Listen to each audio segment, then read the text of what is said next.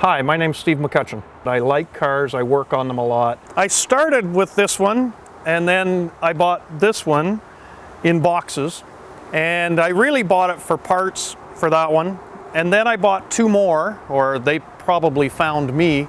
I found myself with two cars, three engines, four gearboxes. The beauty of the Triumph is that I can work on it. These are my, what I call small parts. Rubber bushes, now that's for parking brake, adjusting shims, synchro cups for Spitfires. This is my inventory. And as I use it, I stroke it off. It's actually a little embarrassing how much I have. Distributor caps, anything like that. Never want to be stranded on a Saturday. The workshop manuals give you instructions on how to service the car. The parts manual is like these parts catalogs, usually shows exploded views of parts. This is a carburetor. This is irreplaceable when it comes to reassembling, particularly when you get to suspension or gearboxes. Which direction a bolt goes, whether it goes in one side or goes out the other side. This car was completely stripped, every nut and bolt.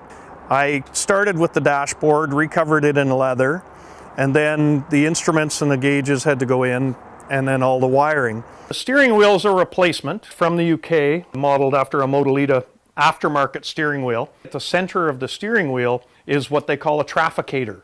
If you turn it left, you're going left, and then it'll cancel itself, and then when you turn right, you're going that way. And it's all a brand new carpet set. Then the panels come as a kit, and they're pre-constructed, but the trim panels all have to be stretched over the aluminum trim. We now have modern paints, clear coat, base coat. Well, I do have electronic ignition on this car so that it starts better. Most people, and me included, also put in an overdrive that attaches to the back of the transmission, and it basically gives you an extra gear. But it's operated by a switch on the dashboard. That allows you to reduce the revs about 2,000 RPMs while you're in third or fourth gear on the highway. I'm going to put anti-sway bar on the front, which was an aftermarket addition. The left side connected to the right side so that when you hit a bump on the one side, the other side helps compensate.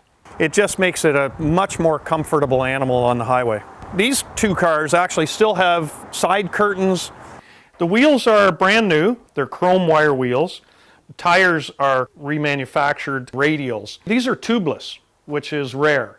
The early cars, the originals, because they adjusted the spokes after, much like a bicycle tire, you would take your car to a shop, they would take your wheel off of your car and put it onto a set of forks, and they would actually tune that wheel to take the warp out of it by changing or adjusting the spoke. As a result of that, they wouldn't hold air, and so you had to have a tube inside your tire. I have gas adjustable shocks, which were not available in the day. If you don't like the ride, if it's too hard or too soft, you can adjust it without taking the car apart. It's a very light car. It's only 1,600 pounds. It's a 2-liter engine, an 87 millimeter piston. Phil Allen is a fabulous mechanic, and he rebuilt the whole engine for me and also the gearbox. We did put an uprated cam. We changed the timing chain. The carburetors are tuned, so you've got a lot better performance. There are aftermarket air filters on it. We have upgraded the performance of brakes with synthetic hydraulic fluid. Wing mirrors have been added, halogen headlights. On the tail, the signal lights in North America were red. I like the European system where they're orange or amber. It actually took about 3 years from the actual time that I purchased it until you see it now driving and licensed. This car is probably worth about $35,000 or $40,000. The next project going in the back corner there, I've started a 65 TR3A, and I'm dismantling that one now, getting it ready for being the next project. I've probably owned in excess of 100 cars over the years. I've restored a Triumph Italia, I've restored a Triumph TR3A, I've restored 2 TR4s, I've restored a TR7. I've had most Porsches. I've had a Lotus Elan, a Lotus Elite.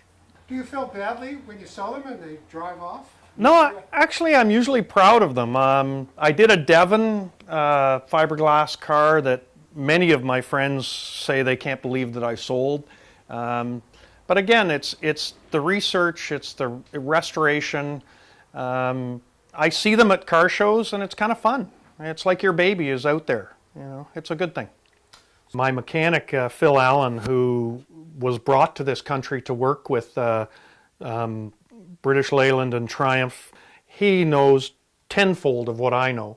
When I was doing the black car, I went to Phil's for a couple of days to work with him, and it was wonderful.